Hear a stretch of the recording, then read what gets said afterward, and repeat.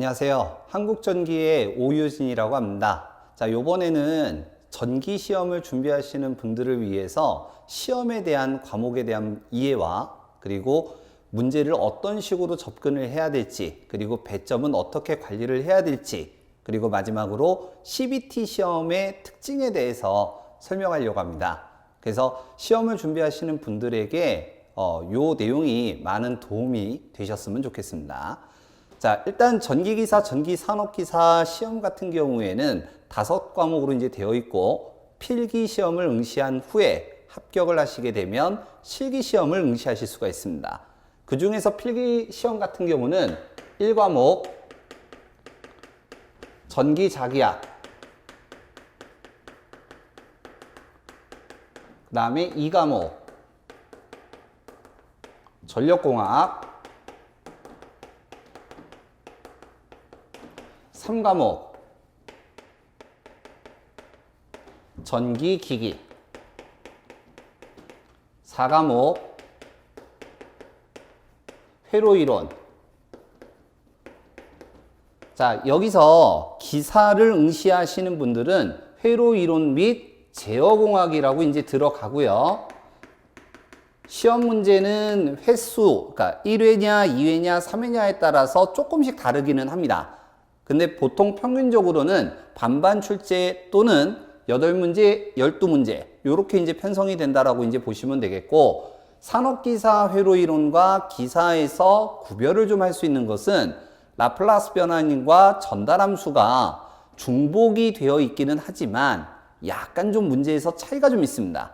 그래서 기사 쪽 같은 경우에는 제어공학이 라플라스 변환부터 들어간다고 생각하시면 됩니다. 그 다음에 이제 마지막으로 5과목 전기설비 기술기준 및 판단기준 또는 한국전기설비라고 이제 보통 이제 기준으로 이제 시험 문제가 출제가 되는데, 그냥 학원가 쪽에서는 그냥 간단하게 얘기할 때는 법규라고 이제 부릅니다. 법령에 대한 이제 특징을 가지고 있죠. 그래서 5과목에서 각 과목당 20문제씩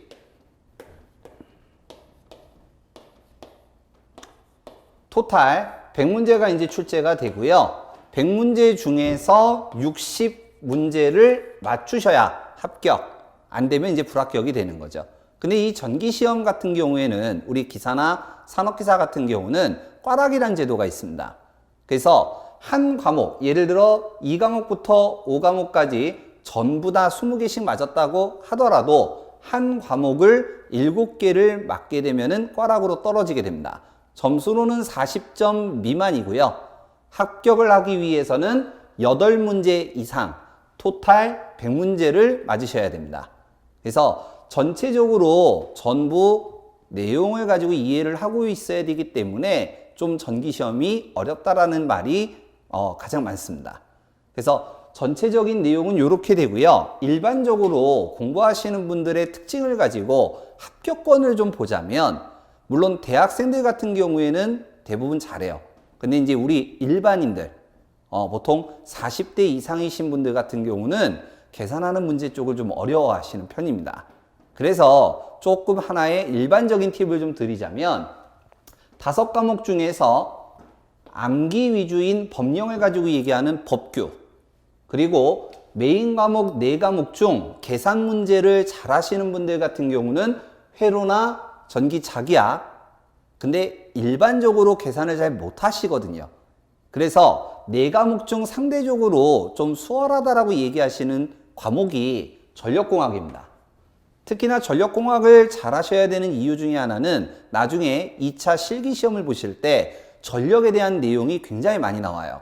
그래서 조금 신경을 써서 이제 보셔야 되고, 일반적으로 좀 공부하시는 패턴을 좀 보면 여기에서 15개, 그리고 법규에서 15개, 그러면 합이 30개죠.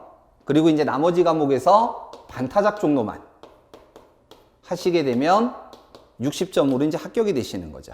그래서 조금 공부를, 필기 같은 경우에는 객관식 문항이다 보니까 여러분들이 좀 전략적으로 공부를 하시면 조금 더 수월하게 합격을 하실 수 있으실 겁니다. 자, 그러면 시험에 대한 내용을 좀 다시 한번 좀 보자면,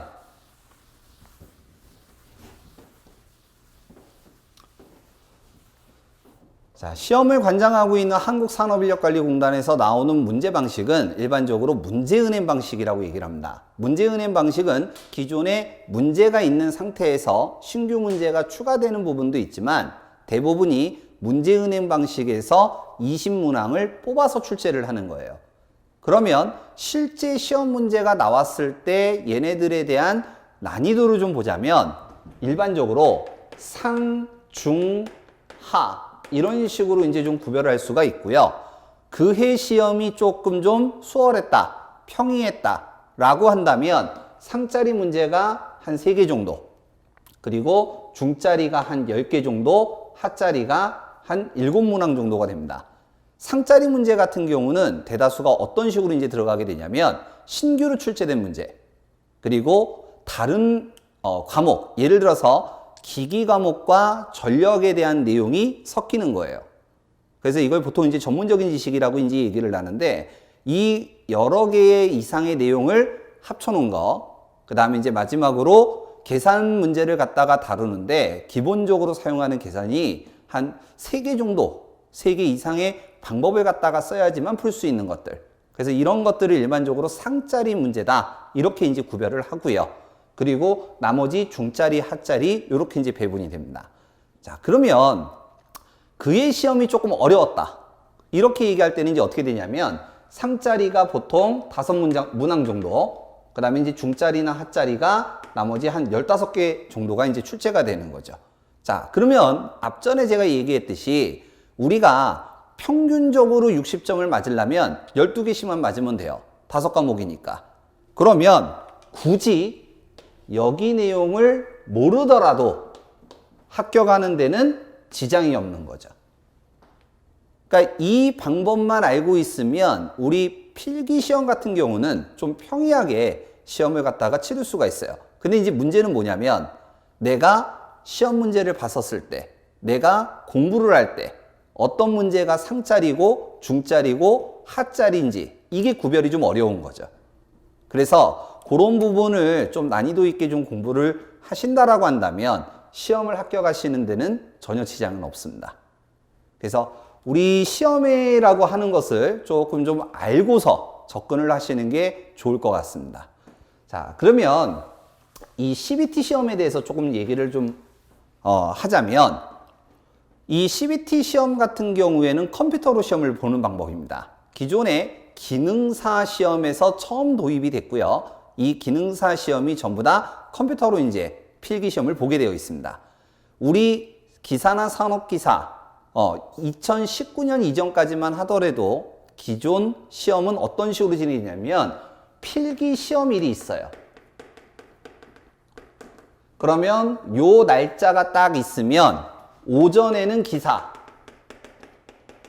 그리고 오후에는 산업기사를 봅니다. 그래서 그 당일날 전부 다 시험이 이제 끝나게 되고요. 보통 기사 시험이 끝나고 나서 내가 시험지를 가지고 나옵니다. 시험지를 가지고 나와서 그날 가다바니 산업인력관리공단에 발표가 되면 채점을 내서 합격 여부를 알 수가 있는 거죠. 물론 필기 합격자 발표일은 따로 있지만 대충 가다반만 보더라도 합격 여부를 알 수가 있고요. 마찬가지로 산업기사도 가다반이 나오기 때문에 이제 바로 체크할 수가 있었습니다. 근데 이제 CBT 시험은 날짜가 쭉 나눠져 있어요. 예를 들어 필기 시험 날짜가 기존에 3월 7일 날 당시한다라고 한다면 이 CBT 시험으로 바뀐 다음부터는 3월 2일부터 3월 12일까지 시험 기간이 되겠고요. 요 시험 기간 안에 날짜들이 쭉 있으면 이 날짜 중에 내가 하루를 선택하는 겁니다. 그래서 시험을 응시하실 때 날짜를 선택을 하셔야 되고요. 그리고 그에 따라서 시험을 갖다가 보셔야 됩니다. 그래서 CBT 시험은 가장 큰 특징이 날짜를 여러 날짜 중에 내가 하루를 선택한다라는 데 있어요. 그리고 기존 시험 같은 경우는 내가 시험지를 받아서 시험을 보지만 얘는 컴퓨터로 시험을 보는 거죠. 그래서 느낌이 조금 달라요. 그래서 CBT 시험이 내가 항상 종이로만 공부를 하다가 컴퓨터로 시험을 보기 때문에 그 방법에 대해서 처음 접근하시는 분들은 조금 좀 어려우실 수도 있어요. 그래서 미리 연습을 좀 하셔야 됩니다. 자, CBT 시험 같은 경우는 가장 큰 특징이 이런 특징이라고 좀 보시면 돼요.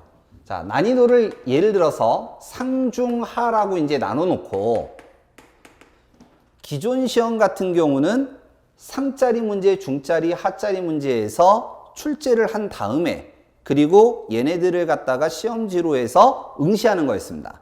근데 CBT는 이게 랜덤 시험이에요.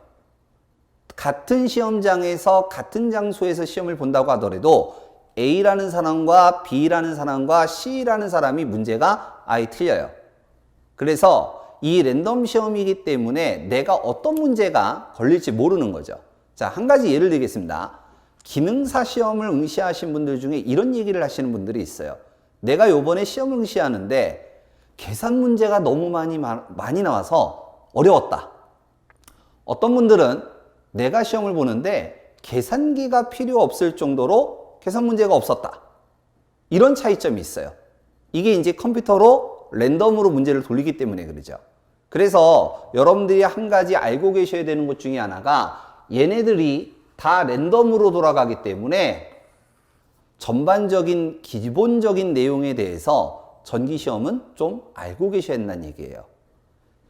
그래서 여러분들이 이 부분을 좀 하나 참고로 좀 알고 계시면 될 것 같고요. 자, 두 번째 내용입니다. 자, 답이 1, 2, 3, 4가 있어요.